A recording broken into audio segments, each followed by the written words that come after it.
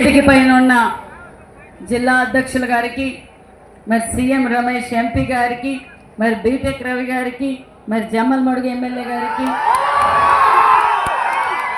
Mydukur MLA గారికి, భూపేష్ గారికి, రితేష్ గారికి, తెలుగుదేశం పార్టీ కూటమి నాయకులకు అందరికీ పేరు పేరున నమస్కారాలు తెలియజేసుకుంటూ ఈ ముఖ్యంగా ఈ గ్రామస్తులందరికీ ప్రత్యేకమైన నమస్కారాలు కూడా తెలియజేసుకుంటున్నాం. మరి పెద్దలు అందరూ మాట్లాడారు. మరి నేను తెలియజేసేది ఒకటే, ధర్మానికి అధర్మానికి యుద్ధం జరుగుతుందనే విషయం మీకు తెలియజేస్తున్నాం. ఈ రోజు రాష్ట్రం అంతా ఈ రోజు పులివెందుల వెన్నక వైపే చూస్తుందన్న విషయం మీకు తెలియజేస్తున్నాం. ఎందుకంటే మీరు ఎప్పుడో గెలిచారు. 1914 జగన్మోహన్ రెడ్డి గారికి ఎన్ని ఓట్లు పడ్డాయి? 1924లో జగన్మోహన్ రెడ్డి గారికి ఎన్ని ఓట్లు తగ్గాయో మీరందరూ కష్టపడి ఆ రోజు ఓటాన్ని తగ్గించారు. మరి ఈ రోజు ఒక్క సంవత్సరం లోపల మనం ఎన్నికల సమయంలో ఏదైతే మాట చెప్పామో ఆ మాట నిలబెట్టుకున్న ఎన్డీఏ ప్రభుత్వం మాన్య శ్రీ ముఖ్యమంత్రి చంద్రబాబు నాయుడు గారు అన్న విషయాన్ని మీకు తెలియజేస్తున్నాం. ప్లే కార్డుల ద్వారా మీకు అందరికీ చూపించాం. సూపర్ 6 పథకాల గురించి మీకు చూపించాం. ఇదే జగన్మోహన్ రెడ్డి గారు ఎన్నికల సమయంలో మాట చెప్పారు. 4000 పెన్షన్ చంద్రబాబు నాయుడు గారు కూటమి ప్రభుత్వం ఇవ్వదు అన్నారు. అయ్యా జగన్మోహన్ రెడ్డి గారు పెన్షన్ వినాదాన్ని మొదలు పెట్టింది అన్న నందమూరి తారక రామారావు గారు అన్న విషయాన్ని మీకు తెలియజేస్తున్నాం. మరి 4000 పెన్షన్ భారతదేశంలో ఏ రాష్ట్రంలో కూడా ఇవ్వని విధంగా ఈ రోజు ఇంటి దగ్గరికే 4000 పెన్షన్ ఇస్తున్న ప్రభుత్వం ఎన్డీఏ ప్రభుత్వం అని సభాముఖంగా మీకు తెలియజేస్తున్నాం. అంతేకాదు ఆదివారం 1వ తారీఖు వస్తే ముందు రోజు పెన్షన్ ఇస్తున్న ప్రభుత్వం ఎన్డీఏ ప్రభుత్వం అన్న విషయాన్ని మీకు తెలియజేస్తున్నాం. మరి దీపం కావచ్చు, ఉచిత ఇసుక కావచ్చు, ఎక్సైజ్ పాలసీ కావచ్చు, రాష్ట్ర వ్యాప్తంగా అన్నా క్యాంటీన్లు కావచ్చు. మరి ఈ పులివెందుల ఎమ్మెల్యే గారికి రంగుల రెడ్డి గారికి రంగులు మార్చుకోవడం తెలుసు.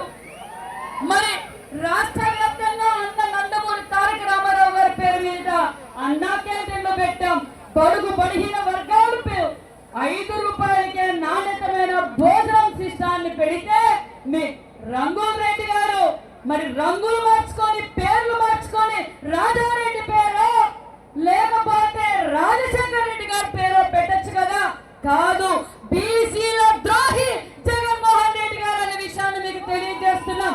ఎందుకంటే అన్నా క్యాంటీన్ లో భోజనం చేసేది బడుగు బడిహీన వర్గాలు సంపూర్ణమైన నాణ్యతమైన భోజనం తినడం కూడా ఇష్టం లేదు ఈ జగన్మోహన్ రెడ్డి గారికి.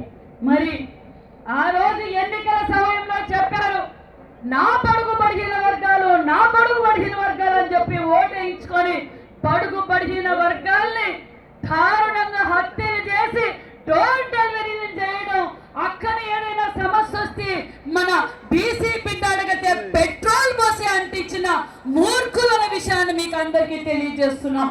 మరి అంతేకాకుండా మరి రాజశేఖర రెడ్డి గారికి రామ లక్ష్మణ్లా ఉండే వివేకానంద రెడ్డిని ఏ విధంగా గొడ్డలి పొడితో నరికి చంపారో మీకు అందరికీ తెలుసు.